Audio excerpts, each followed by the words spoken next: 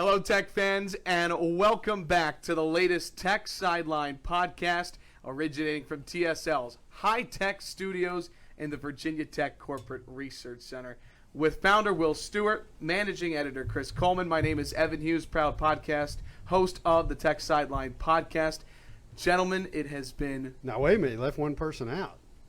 You left out our new podcast producer, Malcolm, yes, he's related, Stewart. Malcolm Stewart, behind the scenes. Welcome aboard, Malcolm. Howdy. And welcome aboard to our Tech Sideline fans to our new Tech Sideline studios inside the Tech Sideline offices here in the Virginia Tech Corporate Research Center. Will, I want to congratulate you on your hard work this summer. You had a vision for upgrading the podcast to something new. Congratulations and welcome aboard. It's been 4 months. It's been a while. Yeah, so here's the story. We've been doing the podcast for about 2 years now, and I'd say about the last 10 we started streaming out over Facebook Live, and you can see it on our Facebook page. It looks pretty bad. We literally took an iPhone, stuck it on a tripod at the end of the table, and looking at that, there were a couple of things about that I didn't like. Number one, I thought the video production was awful just because it was an iPhone stuck on a tripod. Number two, the audio sounded terrible. So what I wanted to do was I wanted to get proper audio patched into the video, and I wanted the video to look better. All right. So that was kind of my mission going into the summer. And it grew from there. Probably the pivotal thing that happened was I started looking at, there's a Texas A&M site called texags.com. And we've known the Texags guys for years. I'm talking early, mid-2000s probably. I know I've been talking to them off and on since the late 2000s, probably about 10 years ago. And we actually got on a plane and flew down there to see how they do things. Texags is kind of like TSL on steroids. You know, they do, gosh, we do about 50 million page views a year. They purport to do something like 400 million. You know, they have 3 times as many subscribers, all that. They're further down the road than we are. So we went down to see them, and they do something called Texags Radio, where they are on the radio in College Station every morning from 8 to 11 a.m. 3 hours, I think it's 3 hours a day, talking about Texas A&M athletics. That sounds really hard to do. But anyway, we went down there, and we wanted to look at their operation. One of the things we got to look at was their studio. So we got some ideas there and came back here, and I was wondering what I wanted it to look like. Now I'm sorry for those of you that are just listening on the podcast. This is kind of an abstract discussion. You're just here for the audio, and you really don't want us to talk about what it looks like, et cetera, et cetera. So I'll try to be quick. But I would advise you to go to our Facebook page and look at the archived video of this podcast to see what we're talking about. So when we got back from Texas A&M, I was wondering what I wanted the studio to look like. I kind of liked how they did it, nice, dark, warm type stuff. And so in addition to being smitten with the way they do Texags radio video production, because even though they are on the radio, it is also a video thing that they do and they archive later. I randomly Googled podcast sets, and I discovered a podcast called Rooster Teeth. Now, some of you who are younger may have heard of Rooster Teeth. I won't bore you with the details, but their podcast set, as opposed to looking kind of like a TV studio, looked more like people sitting around talking on couches, and that's kind of the look I wanted to go for. And then finally, to get the ball rolling, I went to Kevin Jones, the Joba Design Group here in the Corporate Research Center. And I said, Kevin, design me a podcast set. And we went through the process with them. I really like, this is the second time we've done a design process with them, and I really like the way they do things. They're fun to work with, and they have a really good process. And he came up with some concepts for what it looks like. It didn't quite come out looking like that. They had a really high-tech thing in the middle that, when the rubber met the road and it was time to actually build the set, it's just not something we were ready for yet. So, but we did get it kind of got the creative juices flowing with those guys, and that's what that's all about. And then finally, the last piece of the puzzle was our programming firm.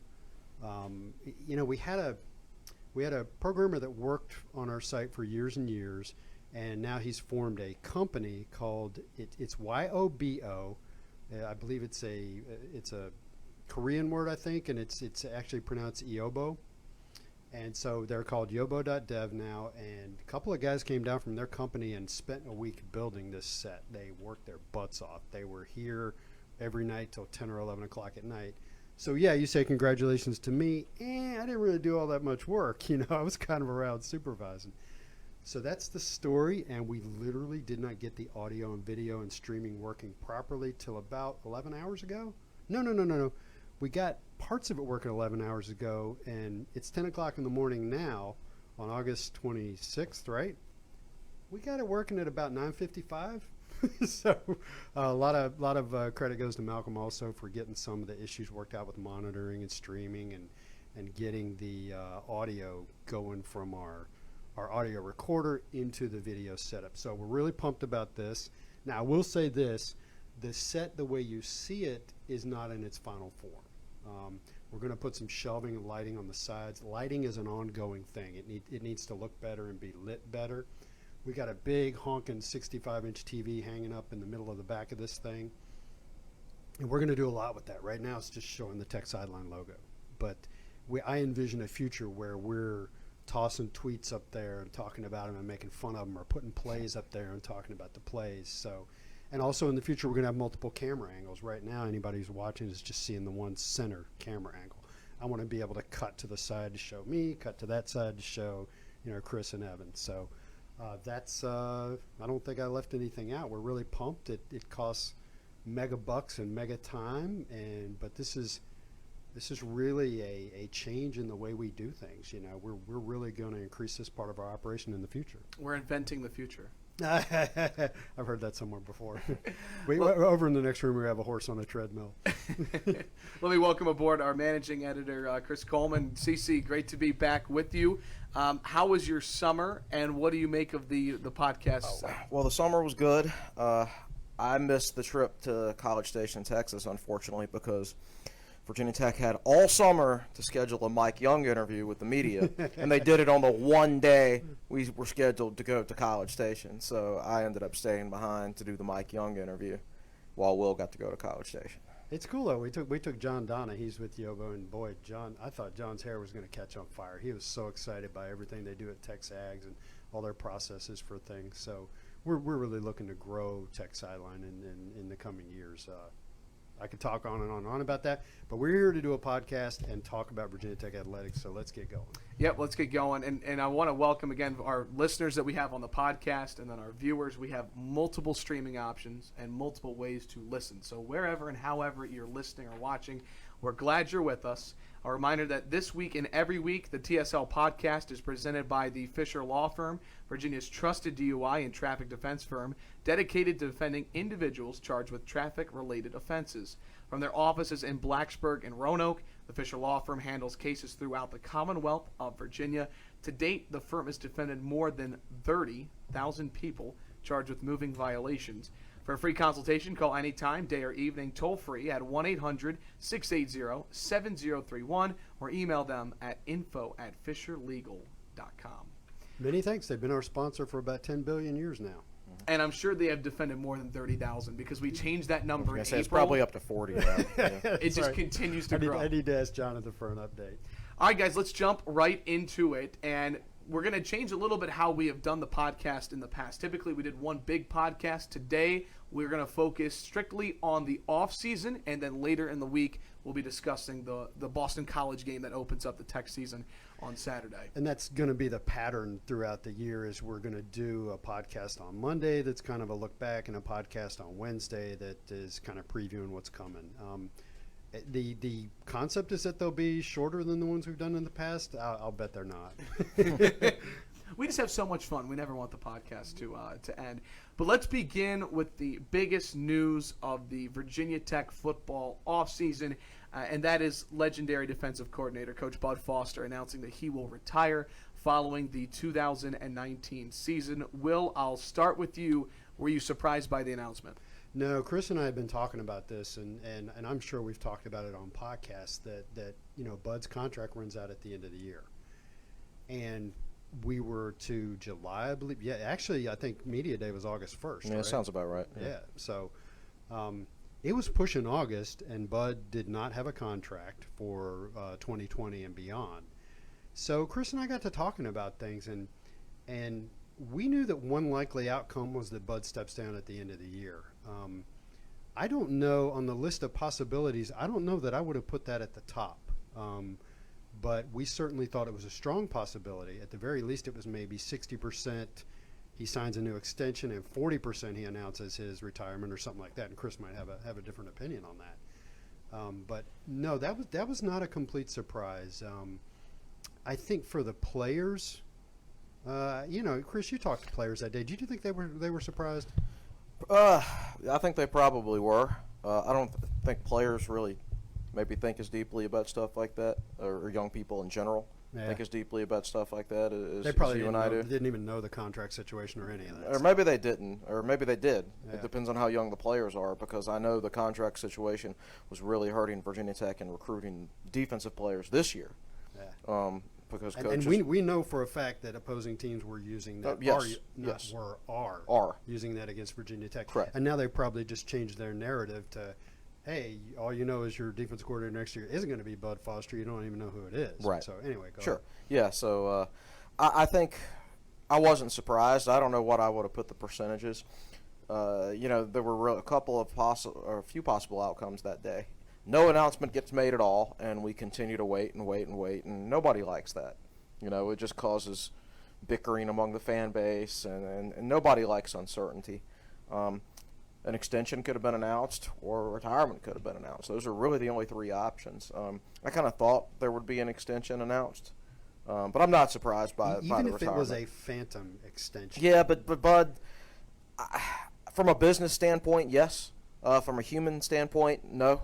I don't think he was ever interested in that.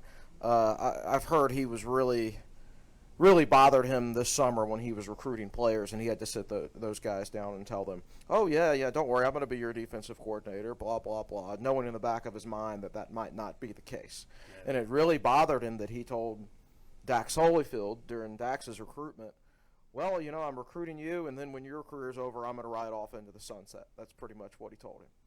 But that isn't entirely untrue now. That's not entirely untrue. Because he's only going to be DC through the end of the year. Correct, but I've heard that he feels awful about it, though. Really? Yes. Wow. Heard that he feels terrible about it. Well, I think to the players it's different because he is Dax's position coach. Correct. That's a good point. Right. I don't know that I'm sure there was some surprise there. But I don't think I don't think guys took it the wrong way. Players are so resilient. Yeah. And ultimately, I think the most of them do realize that stuff like this can happen anywhere. But when you look at Bud's life, everything that's happened to him in the last year, his divorce, he remarried, he had knee replacement surgery, whatever illness he had towards the end of last season that forced him to coach from the booth. And then on top of that, right after all that happens to him, he turns 60 years old. So you have all those changes, and you reach that point, and you're probably like, man, should I really keep doing this? I mean, certain parts of the year where I'm working 14, 16 hours a day, 7 days a week. Yeah. I mean, that's not a healthy life for anybody of any age, much less somebody who just turned 60 years old. And I think from a timing standpoint, he saw how Frank Beamer's retirement was handled. And, when Frank decided he wanted to retire, he didn't string it out any further. But honestly, the fan base was talking about it a couple of years before that. Yeah. And Frank said when he retired, he said, honestly, one of the reasons I'm doing this because I got tired of seeing Hokies argue with Hokies over the whole thing. Yeah. And I think Bud learned from that and said, I don't want to drag this thing out. So on the subject of Dax, for those of you that might be thinking, oh, Dax is going to leave now that Bud's not. No, Dax said something that day. Dax said, this is the man who helped me make the best decision of my life. In other words, coming to Virginia Tech. Dax is here. He was recruited by Bud. He has, in the year that he's been here, he's fallen in love with Virginia Tech and being a Hokie, and so Dax isn't going anywhere, so don't worry about that. Well, you bring up Coach Beamer, and I think one thing that's similar about the two and fitting, I think for Hokie fans that can agree, is that both get to go out on their own terms. And I'm sure that's something that was something that was said by Coach Foster when he retired. It's his decision, and to put what he's put into Virginia Tech, I'm sure for him to get to decide when he goes, that's a nice thing for him. It's a rare thing. It's a very rare thing with Frank. It's a rare thing with Bud. Even with legends. I mean, look what happened at Florida State when you had a similar pairing of Bobby Bowden, head coach, and who was their defensive coordinator? Was Amato offensive or defensive? Amato. Mark Richt was his offensive coordinator, and Chuck Amato was his defensive. No. Oh, wow. Mickey Andrews. Yeah, Amato was just a position coach that somehow got the NC State job. Interesting. Yeah. Yeah, you're right. It was Mickey Andrews. Mickey Andrews. And they were together for a long, long time. And, Mickey stuck with that same defense for years and years, and it kind of got outdated. And, when Bud's defense got outdated to a certain extent in the early 2000s, he changed it.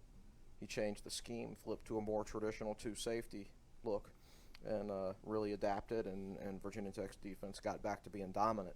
Mickey Andrews never really adapted. No, he kept running the same thing. They really started to get I remember our 2007 game with them in Lane Stadium, and they matched up man coverage across the board against us, and our receivers just trashed them. Well, I remember. I remember the 2006 season. Was that the year that Wake Forest won the Atlantic? Yes. Wake Forest rolled down to Tallahassee and I think beat Florida State 30-0. 30-0. And right. that was when you were kind of like, man, what's wrong here? But Bobby Bowden stayed too long and essentially got fired. Yeah, he retired, but he was told to retire. Yeah.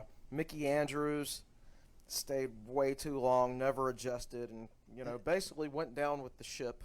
And I don't remember the details, but Mickey had some pretty serious stuff going on in his personal life too with his family. I don't remember the details, but there was something. Somebody was very ill in his family. Right. So those two guys, legends at Florida State, they went out very poorly. Yeah. And what's happened at Virginia Tech is extremely unique. You just don't see that anywhere else. Absolutely. Let me ask you this: what kind of impact can Coach Foster announcing his retirement in early August? You guys saw the reaction of the players. What kind of impact, if any at all, does it have, especially on the defense? I think it probably gave an initial impact in practice for the first few days, but emotions is not something that's constant. It's got to be managed. We talk about this all the time. Buzz Williams always talked about physical tank, mental tank, and emotional tank, and how you manage all those things. And he was a genius at it. But you can't expect your players, especially in football, it's such a physical sport, to be at their emotional peak every single day and every single play. It's about managing that. So I think it gives a boost to a certain extent. But unless I don't think it's something that's going to be there every single game or every single play. Still, the most important thing is still going to come down to talent and experience and game planning and things like that. Yeah. It could potentially give a boost at the end of the season. When you get into that Wake Forest game when he's honored that day, and when you get into the Pitt game, which will be his final home game. I think one of the great tragedies at the end of Frank's career is that they lost his last home game. Sure. To UNC, no less. Right. They had the cool black uniforms that day, and I know the guys played hard. They played hard. They just didn't have what it took. And, right. And I think with Wake Forest, that'll be different this year. Yeah, well, and that'll be the day that they honor Bud, but that won't be his last home game. That's the Pitt game, unfortunately. Yeah. So to educate the fans, the Duke game is going to be I don't remember what that is, but the Wake Forest game, which is the next to last home game, is going to be honoring Bud, and then Pittsburgh, which is the last home game, is going to be honoring the seniors. They decided to do it that way. Right. I think that's the right way to do it. All four seniors. It's going to be the shortest. They're still here. Last year 6 seniors, and you thought that was the smallest senior class that you've ever seen. Yeah. And this year's even smaller. Yeah. We're continuing on the Tech Sideline podcast. It's good to be back and recording, whether you're streaming or you're listening. We're glad you're with us. It's been nearly 4 months since our last one. We're excited about the 2019-2020 school year, and we are continuing to recap the offseason for Virginia Tech. Let's move away from Coach Foster to some other news that I'm sure Hokie Nation has been talking about on the message boards and social media, and that is Ryan Willis named the starting quarterback for this season. Clearly, when we talked after the spring game on the podcast, the the consensus amongst us was this was Ryan Willis's team, and this was his job. So I'll start with you, Chris. Were you surprised that he won the job, and were there anybody that really challenged him? Was there anyone who really challenged him for that starting quarterback job? You hear different accounts of that. I personally don't think so. I think the guys behind him got better, but I don't think anybody seriously challenged him. And by the way, let me point out that within an hour of this podcast, the official depth chart is going to be released by Virginia Tech. So we're going to talk about some things today that might not necessarily be accurate. I think right we should after avoid talking about the offensive line for one. You never know what's going to happen there. But at any rate, I think Fuente was ready to have his quarterback back. You know, when you look, he recruited Gerard Evans in his first year at Virginia Tech, and Gerard was supposed to come back for his senior season, and foolishly did not, as has been discussed before. Yeah. Well documented. Mm-hmm. Then Jackson starts as a redshirt freshman, and then he's back for his redshirt sophomore year. Then he breaks his foot against Old Dominion and is out for the season, and then transfers. And so now Willis starts the final 10 games of the season. He's back as a starter. I don't think Fuente wanted to basically start over for the fourth year in a row. Yeah, that's not a recipe for success. Correct. So I think he's content to let those young quarterbacks marinate, or however you want to phrase it, behind Willis.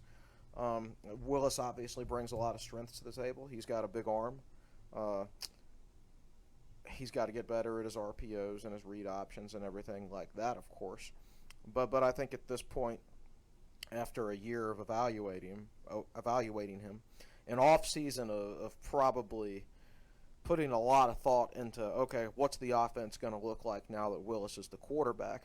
Because think about Willis and Jackson, the offense has got to be different for both of those guys because they have different strengths.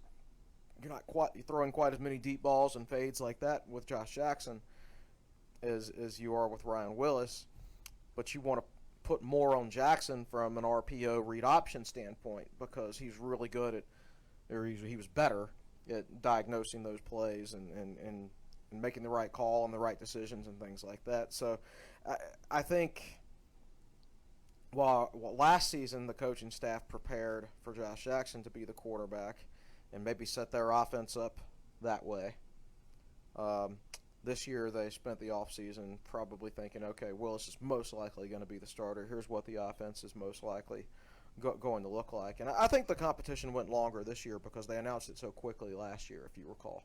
Yeah, it was pretty much at the beginning of camp, right? Yeah, right. Yeah, remember when Gerard Evans was named the starter? It was late. It was late. And then when Jackson was named the starter, it was early. Mm-hmm. Both years, it was early. Yeah. And I think Fuente probably decided that by announcing it so early, some of the older quarterbacks, maybe checked out a little bit mentally. Maybe Ryan Willis wasn't as good as he could have been last year if he had been. So it was Damon Hazelton that made a comment during media day. He said something like, Ryan's studying film more this time of year than he did last year. Because he knows he's going to be the starter. Exactly. Right. So, I don't want to cast aspersions or anything like that. It's human nature. It's human nature, yeah. The coach tells you, be ready. You could be, you're one play away from starting. Guess what? It's probably not going to happen.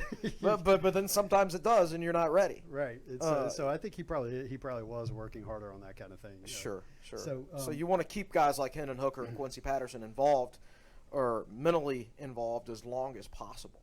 Yeah. So regarding, apparently Hendon Hooker's had a really good camp and has really made a lot of progress. And, everybody always wants to talk about Quincy Patterson. And, the issue with Quincy, we are told, is consistency in passing. Mm-hmm.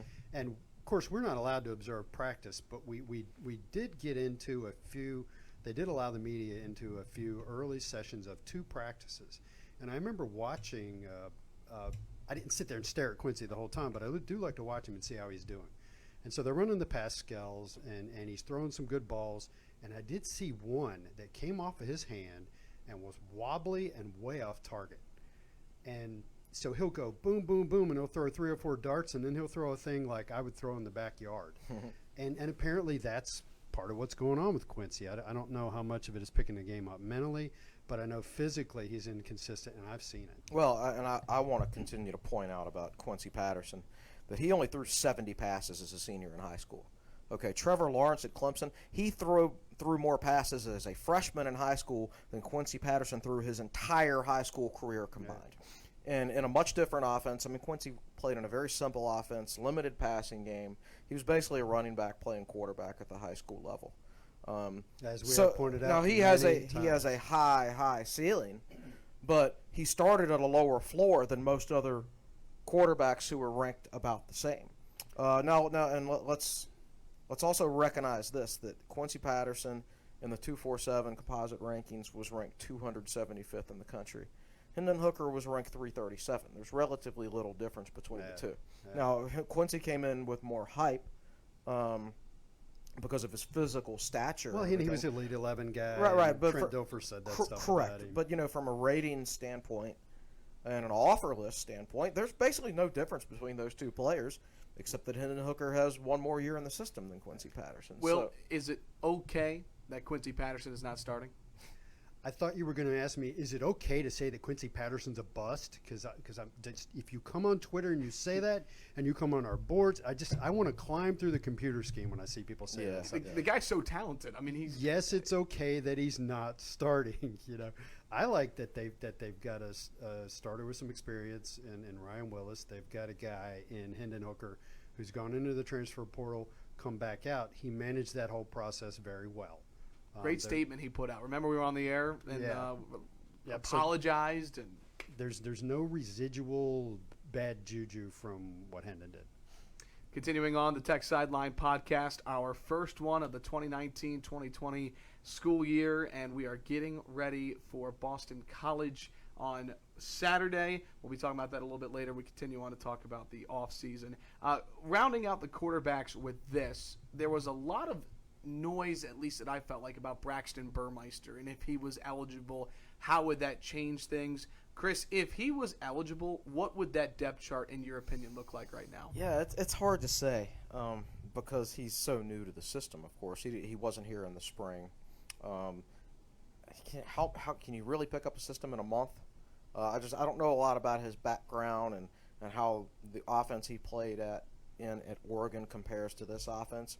I think he would have been in the mix, but ultimately, I don't think I would have felt comfortable with him out there going in there cold with just a month in the system. Now, granted, Gerard Evans did it. Gerard Evans showed up at Virginia Tech, right? Or was Gerard here for the spring? I don't remember. I don't recall either. I think Gerard was here for the spring. But still, the offense he ran was fairly simple, and it was his physical abilities and his ability as a competitor that really set him apart. Right. So it was a different style of offense with him because he had different strengths. I think he would have been up there. Burmeister. Yeah, Burmeister, but I'm not sure I would have felt comfortable. Yeah, the film on him is so limited. There's not a whole lot of it. Man, what stinks about being on TV now is when you really have to sneeze. Yeah. All right, so Chris, I'll ask you this now. Looking away from the quarterbacks, who are some names that have stood out to you? What have you been hearing about some guys that have been maybe flying under the radar, have had really good camps leading up to the season offensively? Or defensively? Just names overall. Okay. I would say Chamari Connor. You think? Yeah, Chamari Connor is one of those guys, I think. I think there were obviously there were a lot of issues on the defensive side of the ball for Virginia Tech last year. Most of it was an experience thing. There were a few spots though where it was a talent thing to a certain extent, and I think Virginia Tech has upgraded their talent level. I think they've upgraded their talent level at whip. I think Khalil Ladler, he did well the year before as a free safety. I think he's a better player than he showed last year because, like the other safeties and whips, he had a coach that wasn't here for spring practice. It wasn't fair to him, wasn't fair to everybody. That was just a bad year for the safeties because of that coaching situation. Right, exactly. And that's been fixed by Justin Hamilton. By having a coach who's actually been in the system and everything like that and was here for spring practice. But so I'm not trying to blast Ladler or anything, but I do think Connor is a physical upgrade.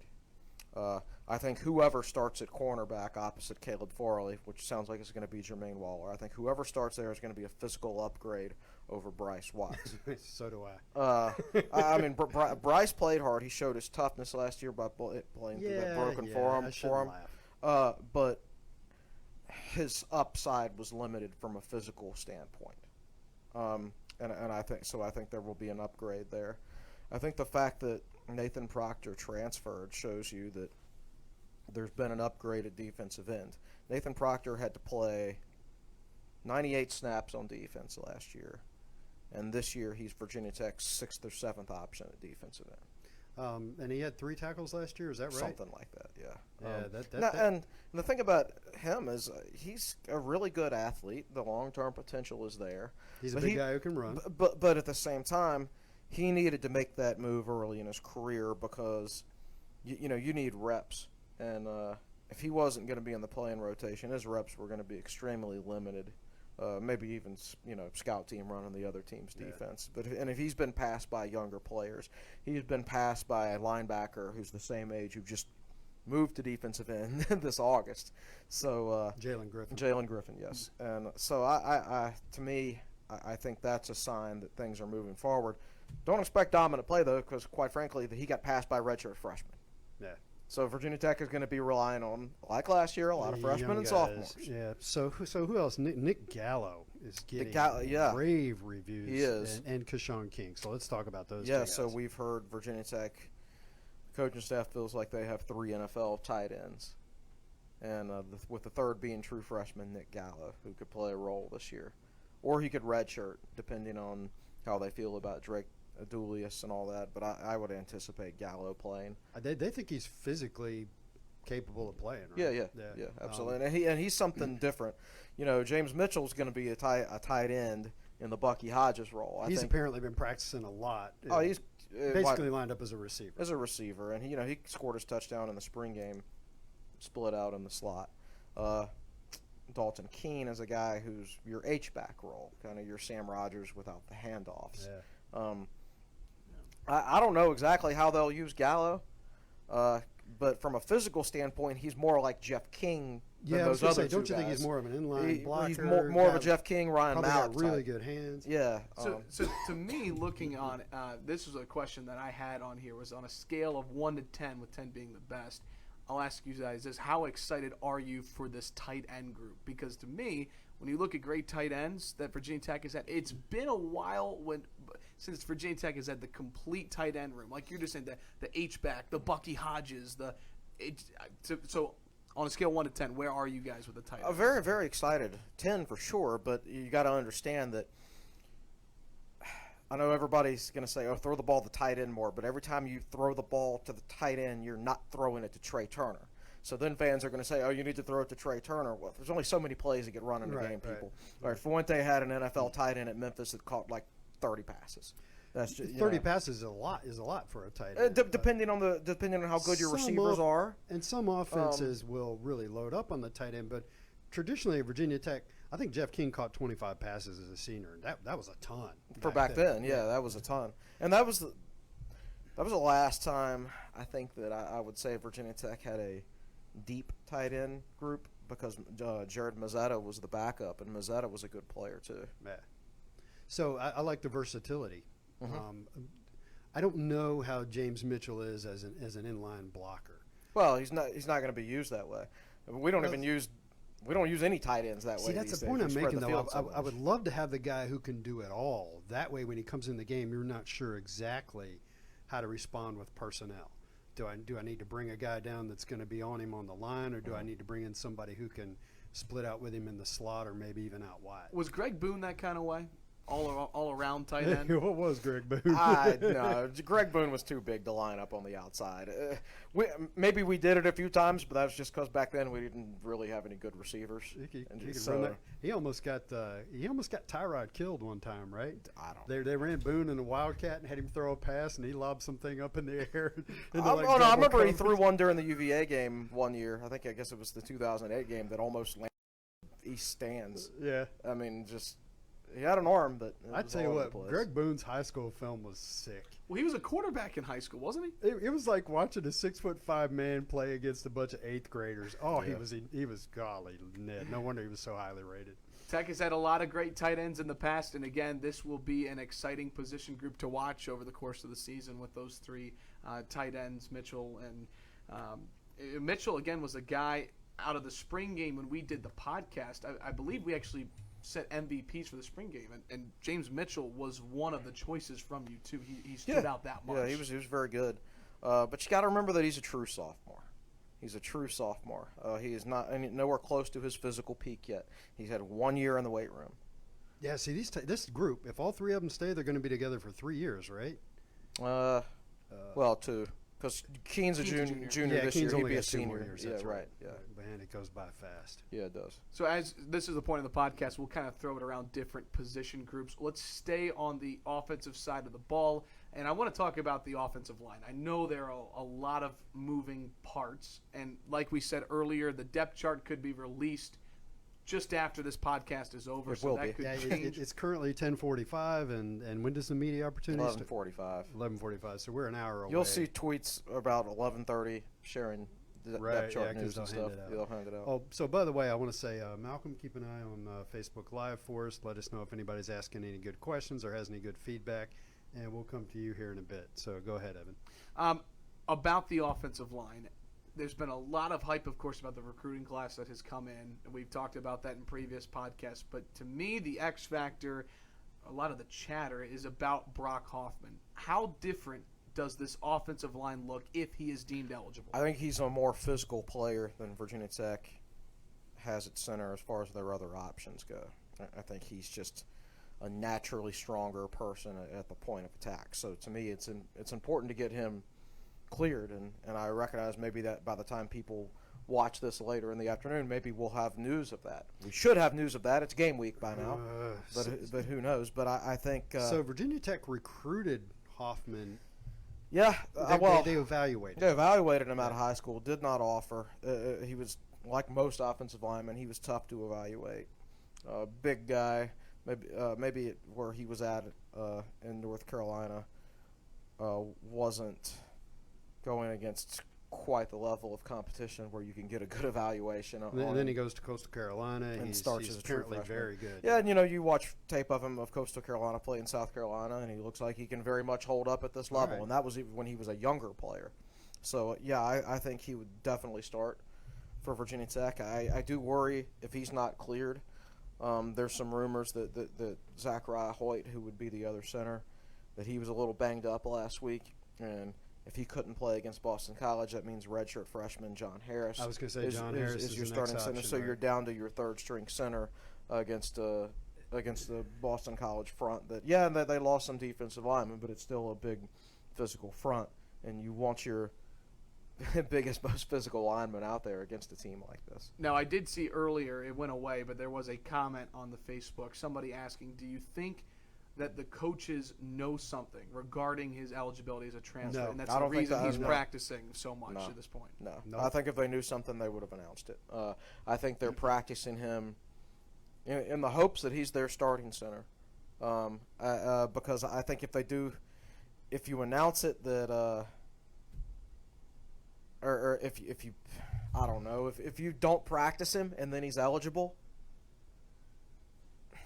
there's no right or wrong way to handle the situation. It's an awful situation. It's typical NCAA. Well, I get that they've got all a stack of papers that high or whatever. Premier River, you're a multi-million, Correct.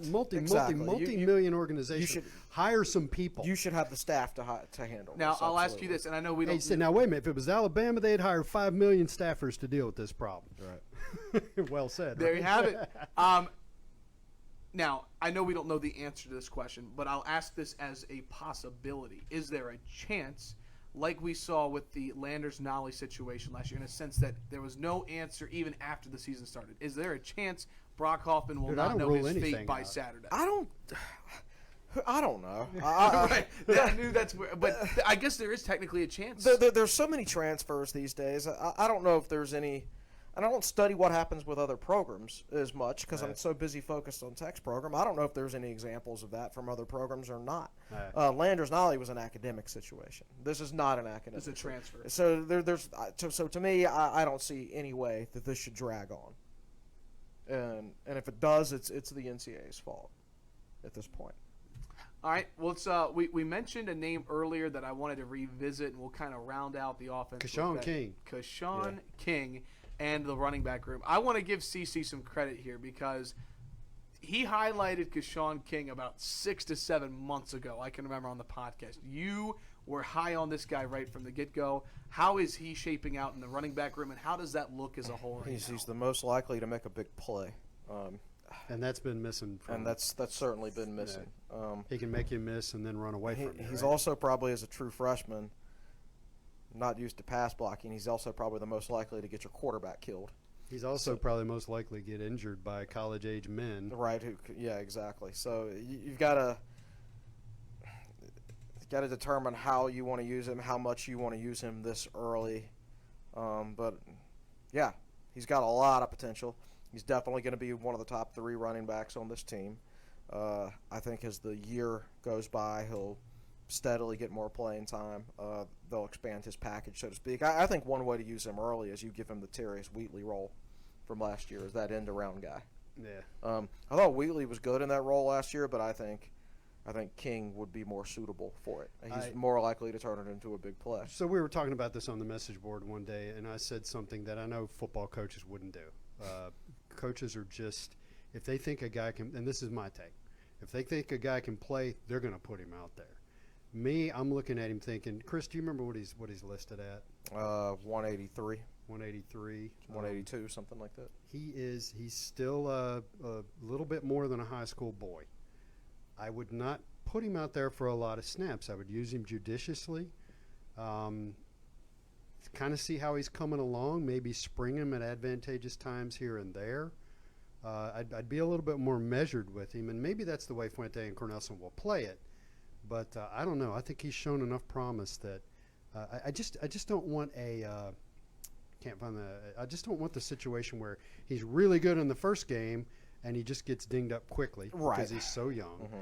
And just isn't full speed until the bowl game when he's suddenly healthy again. And then it's basically a wasted year. Kind of because you could have just redshirted him, right? Yeah. Is it fair to say that's the Deshaun McClease situation where he's really not 100%?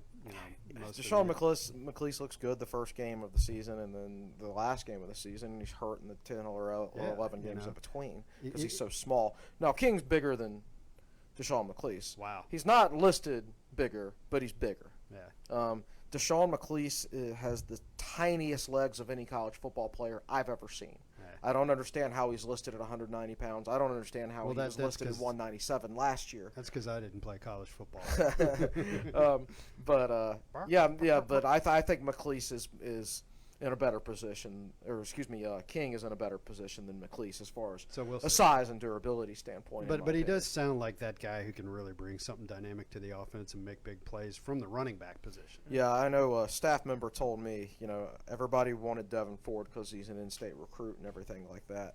And the staff was disappointed that they did not get Devin Ford. So they moved on and started looking at other targets. And this staff member told me, right around signing day, he's like, man, I think we got lucky and upgraded at tailback from Devin Ford to Keshawn King. Ford is a guy who had good highlights in 9th or 10th grade. His highlights stayed good, but he's more he's bigger. Yeah. So you don't worry about the injury factor early in his career. Like I think he looked good earlier. King has a higher ceiling. I think so. Yeah, I agree with that. And the name that gets a lot of love here as of late has been Jalen Holston in the running back room. I mean, Coach Justin Fuente has been very high on him in the offseason that he has had. You've heard that he could potentially be a feature back, not just a power back, so to speak, like a Stephen Peoples. Is he the guy in the running back room right now, CC? He's the guy I would start against Boston College. That's my personal opinion. He had his first healthy offseason. He's always been hurt in the offseason in the past. He didn't get the red shirt. He's another guy who should have redshirted, but our depth was so awful when Fuente took over that we couldn't redshirt him because he was a guy that played in basically a Georgia Tech type offense in high school, or a wing T offense, where he was that B-back, he was the fullback. He played right behind the quarterback with his hand in the ground. A completely different role, completely different running style, completely different running plays, man blocking instead of zone blocking. So it was a difficult adjustment for him when he first came in. That was less of an excuse last year, and starting this year, it won't be an excuse at all anymore. But he's one of those guys you wish he was a redshirt sophomore right now instead of a true junior. And there's a lot of guys you can say that about. Dalton Keene was a guy that should have been redshirted because he was a high school tailback. He had literally never played tight end until he got to Virginia Tech, and then he started as a tight end in his first game, which shows you how awful the recruiting was towards the end, or before Fuente got here, at the end of that era, just for various reasons that we've already discussed. But there was no depth in this program, especially on the offensive side of the ball, and Virginia Tech had to play a bunch of guys that they otherwise would have redshirted. Sean Savoy also started in the slot as a true freshman at Virginia Tech, and then he got moved to cornerback at Maryland. So, I mean, Virginia Tech, I mean, they were putting guys out there on the field that year and somehow still won 9 games, and putting guys out there on the field who at other programs would have been redshirting. Time for a sponsor break. Time for a sponsor break. Again, this week and every week, the TSL podcast is presented by the Fisher Law Firm. Continuing on talking about how the offseason has transpired for Virginia Tech football. And I think for the most part we covered. Hey, one other thing. You got to look at my Twitter profile and read those music lyrics. Did you update it? Yeah, I had like 2 or 3 different lyrics through the summer, so I want you to go there and read it right now. You want to do it right now? Okay. Yeah, so pull it up, or I can read it to you. I'll tell you what, I'll read it to you. The lyric is, I dream of cherry pies, candy bars, and chocolate chip cookies. What song is that from? Who is that, and what song is it? All right, so Malcolm, you let us know if anybody answers that on Facebook, or Evan, you can keep an eye on it too. So sorry to interrupt, but we needed to do something fun. We did. It's been all X's and O's and football talk here. Again, we've got Will Stewart, Chris Coleman. I'm Evan Hughes. We're glad you're with us. The first podcast of the school year, whether you're listening or watching, we are so glad that you all are with us. We are so glad we got the setup going. That was tip of the cap to Will and Chris for getting here late last night and working hard on that. Let's move now from offense to defense, because I think we covered just about everything on offense. I'll start with this defensively in the defensive backs. One name that continues to come up in the offseason that I heard a lot about was Caleb Farley. We talked about a couple others. Who's standing out in that group, and will the secondary be better than it was in 2018? It can't help but be better for so many different reasons. Like I said, I think they upgraded. We'll consider the whip to be a defensive back spot because they're coached by the safeties coach. I think they physically upgraded at 2 of the 5 spots. As far as safeties go, the Galen Scott situation just caused such a ripple effect. He got fired or resigned after spring practice, so they had to hire a new coach from outside the program in June who didn't know his personnel, who didn't get to go through spring practice and learn the defensive system or his personnel. And to top it off, within a week or so of him getting hired, his best player, Mook Reynolds, gets charged with a felony and kicked off the team. So it's just a bad situation for everybody involved, and that includes Tyrone Nix. I mean, the situation he came into made him look like a worse coach than he is. Everybody talks about all the injuries and attrition and youth from last year, and I know Chris has been beating the Tyrone Nix drum, but that's not really talked about on the whole. No. And I know that we knew it was an issue, but it really, when you hear the players talk about Justin Hamilton, and you really start to think about it, that's when you realize what a mess the Tyrone Nix situation was.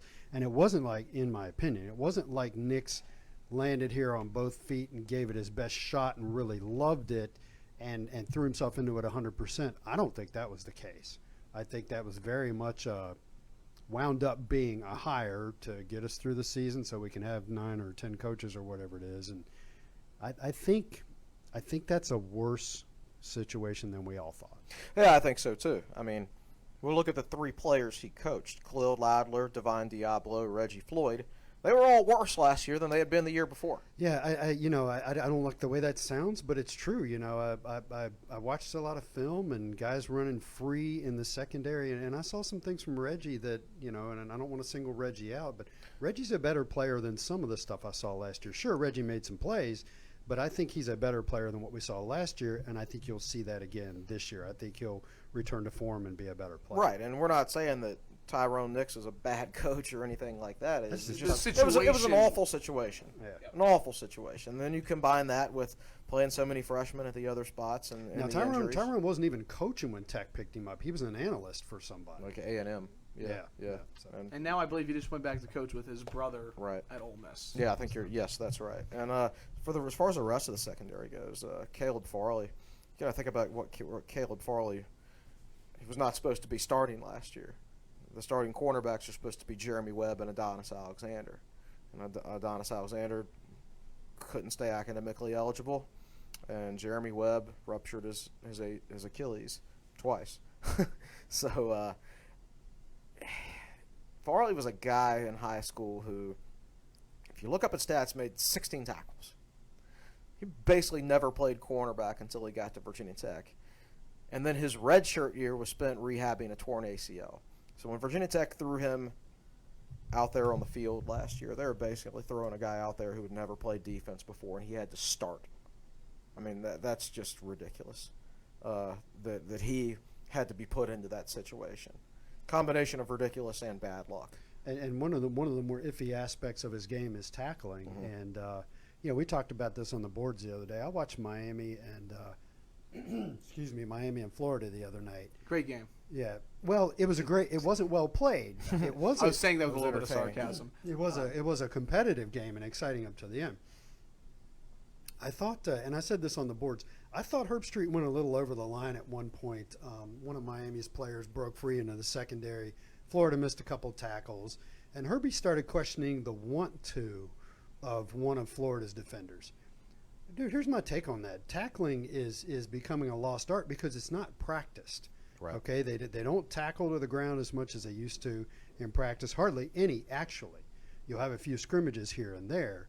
So it's something guys don't practice, and so they're not as good at it as they used to be, particularly early in the season. You're not used to tackling people and tackling them to the ground. So I think to question somebody's want to is over the line a little bit. Now, Herbie played, early 1990s or something like that? Yeah. I mean, that's a different era, and I don't know that it's sunk in on him how much practices have changed. I have former players tell me I don't think they pay a lot of attention to other schools, but when I tell them, Virginia Tech, they don't tackle to the ground even in middle drill anymore that much. They get appalled and talk about how brutal and physical the practices were back then. And players are a lot bigger now. I mean, back then, 1995, Virginia Tech starting free safety was 167 pounds. Yeah. And he was known as a big hitter, 167 pounds. Larry Green was their starting corner, 5'7", 163. Yeah. Football players are so much bigger these days, and they're hitting each other. Well, then along came Cam Chancellor. Right. And you guys have heard me talk about it before. First time I ever saw Cam Chancellor walk into a room, I didn't recognize his face. I thought he was a defensive end. Right.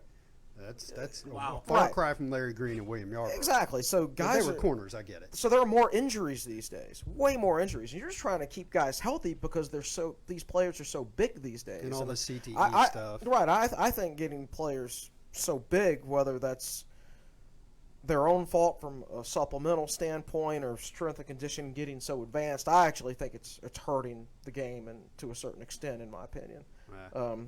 Because I think the reaction to it is hurting the game. Right. I mean, if they hit as much as they did in the mid-'90s in practice, half these teams wouldn't even be able to field a team on a week-to-week basis. Yeah. So anyway, back to the Farley discussion. He didn't play a lot of defense in high school. He's being asked to tackle, which is something he just hasn't done much in his entire life. I think that's fair. One guy I do want to bring up, I know you were mentioning the projected, in your opinion, starters at cornerback, but I mean, Jeremy Webb's a guy who hasn't played since 2016, has had just bad luck when it comes to injury, and he is rehabbed hard. Is he in position to be an impact in the secondary this year? Not yet. And it's to be determined whether he ever will. He's back. He's practicing, but 2 torn Achilles. I thought in the he's brief, rusty. I thought in the brief time we watched that you could see that he was holding a little bit back. Right. Not that I've watched Jeremy Webb day in, day out. Of course or, not. Or maybe he's not holding anything back. Maybe it's just not there anymore. Yeah. Or maybe it will be back, but it's got to be steadily built back up to strength. Well, all I know is he's probably third string right now. Yeah. And he will probably help on special teams and hope that he gradually develops into the player that they recruited him to be, because this is a guy who was a top JUCO recruit in the country. Yep. I thought he when healthy, would have brought a physicality to Virginia Tech's defense that they sorely lacked last year. Yeah. But I don't know. It's to be determined. There's no way to accurately predict what kind of career he'll have because of those injuries. Maybe he'll achieve everything that they thought he would achieve, or maybe he'll never get higher than their third string. You just don't know. Will, one guy who benefited from the new redshirt rule last year after playing in 4 games was Devin Hunter. I mean, a guy who was a really big-time recruit when he came in here to Virginia Tech. He's got loads of talent. He redshirted last year. What are your expectations for him this year? Did you get to see him practice at all this summer? Well, if you watched him last year, I think they had some expectations for him last year, and I think the first time we really saw him was in the ODU game. When he came into the game, I watched him, and he was whipped, correct? Yeah. And I thought he looked kind of lost, like he was trying to figure out what to do. And I think the coaches saw that too. So he got in 3 or 4 games, and they said, we're going to shut him down. We're going to redshirt him. Now, I'm going to have to ask for backup on Chris here. I know that we've heard a little bit about Devin. What have we heard about how he's progressing? Well, okay. Let's go back, throw him in that group of the other safeties who lost an entire year of. That's true. I mean, Tyrone Nix was his coach. He didn't have a coach. I mean, he had a coach who didn't know anything about the Tech defense. Some guys regressed, and in his case, he didn't progress at all. Right, exactly. And he was played out of position at whip because Mook Reynolds, his status had been uncertain since the spring. So they moved Evan to whip because they said, gosh, we need a starter there because we're probably not going to have Mook. So he's at Rover now, right? Yes, he's back at Rover, which is where he played as a true freshman. Position. Right, yeah. So everything's fine with Devin Hunter. And I'm not saying he's going to be an All-American or anything like that, but I think his progression, considering what's happened to him in his college career, is fine. I'm happy with where he is. I think he's going to be a good backup to Floyd this year, and then I think he'll be a 2-year starter at Rover and have a good career. And his attitude is phenomenal. Most guys in his situation would have hit that transfer portal. Yeah. They would have said, "Oh man, I was a top 100 recruit. These guys aren't developing me. I'm gonna get out." And he didn't do it. He stuck with it, and he's been a great teammate. I thought he looked fine in the open practice sessions we saw at the beginning. I've had the pleasure of having class with him. He's an exceptional, really nice guy. I mean, just a guy who's just fun to talk to, and so. Is he a comm major? Is he in He's a comm major. Yeah. He actually told me freshman year. I love this is still true that he has hopes to maybe be a sports broadcaster one day. So. Well, let's get him in here, man. Yeah, exactly. Yeah, they wouldn't let him. No, I know. Guys, we'll get him after he graduates. Yeah. We're running kind of short on time, so I'm gonna skip through the linebackers unless there's anything that you guys really want to touch on. Yeah, actually. Okay, go ahead. All right. I think, I used the example at defensive end earlier of how Virginia Tech has over-recruited certain guys, over-recruited. That's the right word. So last year, for the first 7 games of the season, Dylan Rivers was the starting backer, and before eventually getting displaced by Dax, and he was still in the rotation. Because Rivers got hurt, right? He was hurt, and then Dax. Then when he Dax got was healthy, quite frankly, Dax was better. I think Rivers getting hurt opened the door, and then. Yeah. Well, my point is now I'm not even sure he's second string anymore. At some point, he was working at backer, Mike, because Keyshawn Artis, a redshirt freshman, has apparently been so impressive at backer. And they're trying to figure out exactly where Rivers fits in, because they've also got Keyshawn Artis at Mike. And they're like an Alan Tisdale at backer, right? Who did I say? You said Keyshawn Artis. I said, who did I say? I said I thought I said Alan Tisdale at backer earlier. No, you said Keyshawn I Artis. said, okay, sorry. Well, Keyshawn Artis at Mike, Alan Tisdale at backer. Look at that, man. I corrected Yeah, Chris. there you go. It's so rare.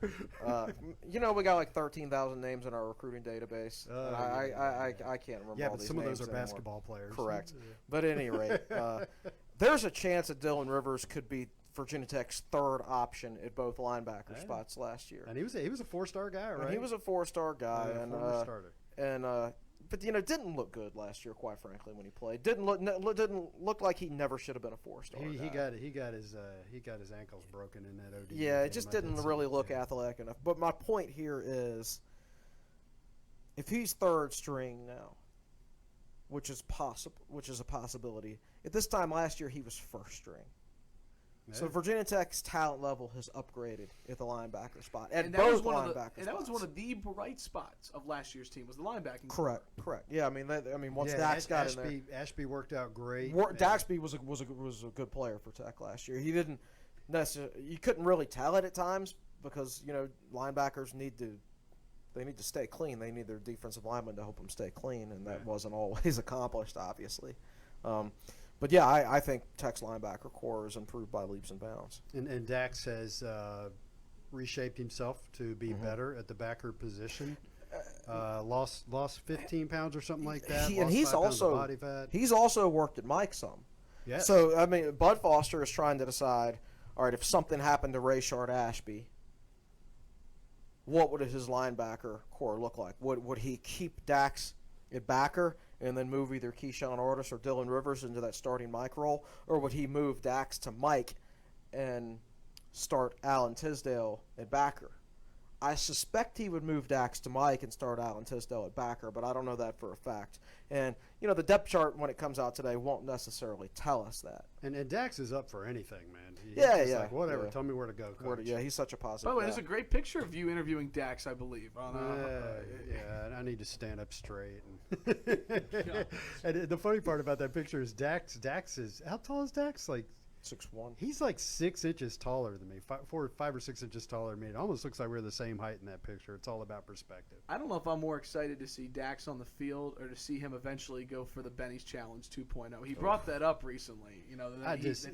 Dax is the kind of player that you need more of him, and I'm not just saying that from a media standpoint. He was a great interview. I got a chance to talk to him alone for like 10 minutes. He's a great interview, but he's such a positive influence. And a good leader and a guy who just makes the most out of whatever situation he's in. He doesn't care if the situation's good or bad. He's going to do whatever's needed, and you need people like that. And he's just, if you had a team full of Dax Hollyfields, you'd have a great team. Absolutely. All right, guys, let's round out with this quickly. CC, I'll throw it to you here. The defensive line is a. Now, don't forget the lyrics, okay? I'll finish the podcast. Yep. Defensive line. Question mark at times last year. Of course, there were a lot of injuries. At times. Of course, Ricky Walker's gone. Vinny Mahota's gone. A couple of injuries still. What's the defensive line looking like right now? Still a question mark. The biggest question mark on the team. Like I said, I do think we've upgraded. But we've upgraded from bad, quite frankly, to... I don't know if we're going to be average or below average. I don't think they're going to be any better than average. I think they like the guys they've got, but a lot of them need a little more seasoning. Well, Tywan Garbutt's a redshirt sophomore, and he's the KG veteran, right? Yeah. Of the defensive ends, basically. And the backup defensive ends are going to be redshirt freshmen with redshirt sophomore Jalen Griffin, who played linebacker up until August 1st. Yeah. So it's just still a lot of inexperience there. And when you throw inexperienced players on the football field, especially a large group of them at the same time, mistakes are going to be made. I mean, just look at it from a mathematical standpoint. Let's say there's a 20% chance that a freshman is going to make a mental error. That's not that big a deal when he's playing 15 snaps a game. But when he has to play 60 snaps a game like Tywan Garbutt had to play last year, those mistakes add up. He's going to make 12 mistakes. Right, instead of 3. And if he's in the wrong gap. And when you got 5 of those guys on the field at the same time, yeah. It's just a mathematical certainty that you're going to... There's probability theory there that all these things are going to line up, and they shouldn't result in 13 yards per play over the course of an entire game. Pittsburgh. But they're going to result in some... they're going to result in a lot of mistakes. I mean, when you start a freshman quarterback and 2 freshman tackles, you're going to get sacked 10 times, like what happened to Miami the other night. That's just the way it is. Yeah. So Virginia Tech might be playing as many as 3 true freshman defensive tackles this year. They're for sure going to play 2. You're going to see mistakes out of those guys. That's just the way it is. And then they like all those guys. Yes, I think that from a talent perspective, they have improved. What has cycled out of the program in the last year at defensive tackle were guys that shouldn't have been playing at the ACC level. They had to play. Yeah. I thought you were getting ready to name names, and I was going to say, don't name names. I'm not going to name names. Right, yeah. But these guys are good enough. They're just too young. And I wish we could redshirt more than one of them. And we might not be able to redshirt any of them. But that's just the way it is. That's just where we were as a program, and you can't expect too much out of these guys too early. We're going to have to score some points this year and be better in the back end. And fortunately, I think every other position on the defense is better, and I think the defensive line is more talented. How many times they'll actually be better, I don't know, because of their inexperience. We'll just have to wait and see. But for sure, on paper, that's the weak spot of the defense. There you have it. In an hour, we have just gone through the entire team. See, I told you. And we said 30 to 45 minutes. That's going to be tough to keep through every week. But if it only takes, so we'll actually be talking 2 hours a week instead of 1. But the rest of it takes the same amount of time, so, let's go for it. Yeah, and I'm sure the depth chart will be out in 30 minutes and refute half of what we just said. Just blow holes in what we did, yeah. So for your song lyric, Eric Fisher got it. Yeah? I'm following Talking Heads. Yep. Flowers? Nothing but flowers. Yeah. He's the podcast MVP. I was thinking about it driving in this morning, and I was like, have I already used lyrics from that song? Because okay, so the story with that song is it's off the album Naked, which came out in late 80s, early 90s, I'm not sure, Talking Heads. And 10 songs, and I think the first 6 are great, and I never listened to the last 4. So the song is called Nothing But Flowers, and David Byrne is singing about the mankind transitioning to a utopian existence where they have gotten rid of all the trappings of modern life, technology, and a lot of the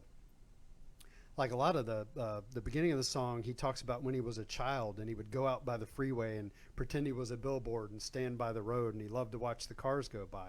But since then, they've done away with all the cars. They've done away with all the stores. Like there's a line in there, this was a Pizza Hut, now it's nothing but flowers or something like that. And this was a discount store, now it's been turned into a cornfield.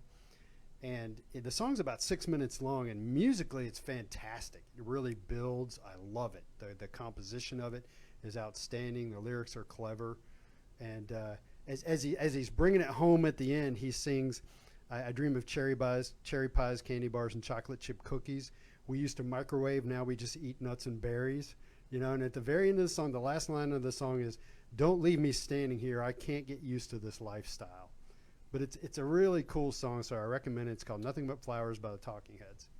My dream is to one day read the bio, and I know that song. So I had a lyric earlier this summer. It was, hey, Lois Lane, you don't need no Superman. We had that before last year. We did? So did we do it at the end of last year? We did. And I'm already forgetting what the name of it was. Spin Doctors, Jimmy Olsen's Blues. Hey, real quick, while I do have your Twitter up, I did not come up with today a Tech Sideline podcast question of the week, but we'll go ahead and put the question out that Will put on his Twitter last night. He was at Taco Bell pondering the question, which is best, a hard taco or a soft taco? I think that the poll is expired by now. But 61%? Is it still open? What do you think, Chris? What would you vote? Hard taco or soft taco?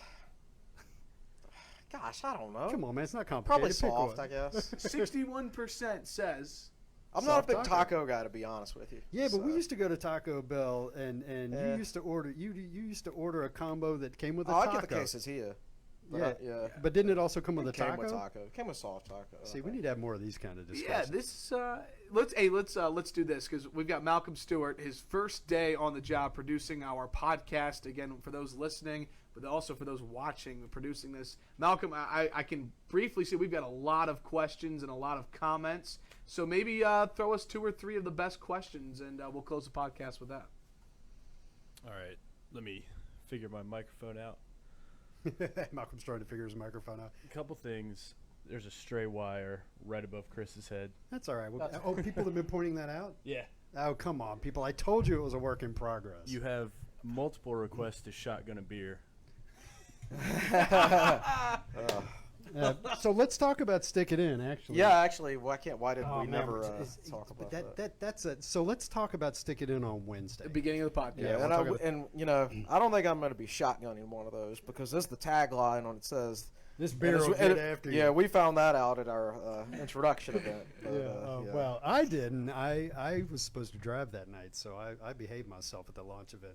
But yeah, let's talk about that on Wednesday. But the big thing about Stick It In case you're wondering, is it is going to be distributed by Blue Ridge Beverage in Salem in stores in time. I'm pretty sure it's in time for football season.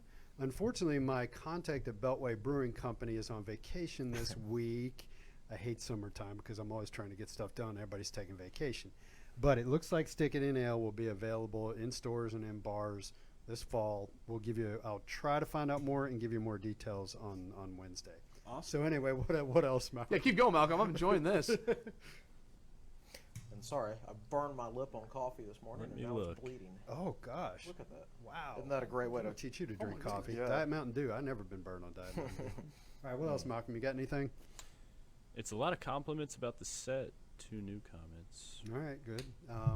Yeah, it's so if you look at if you're looking at the video, the sides are kind of exposed. I'm gonna hang us some black curtains there. Yeah, Wow, man! So the shelves Yeah, are gonna be awesome. We're gonna put all kinds of knickknacks on the shelves and light them up. Can we go ahead and It's gonna be great. So appreciate it, everybody. X out of this podcast thing? So Man, all right, stop yeah. looking So Chris's ridiculous on Springer television.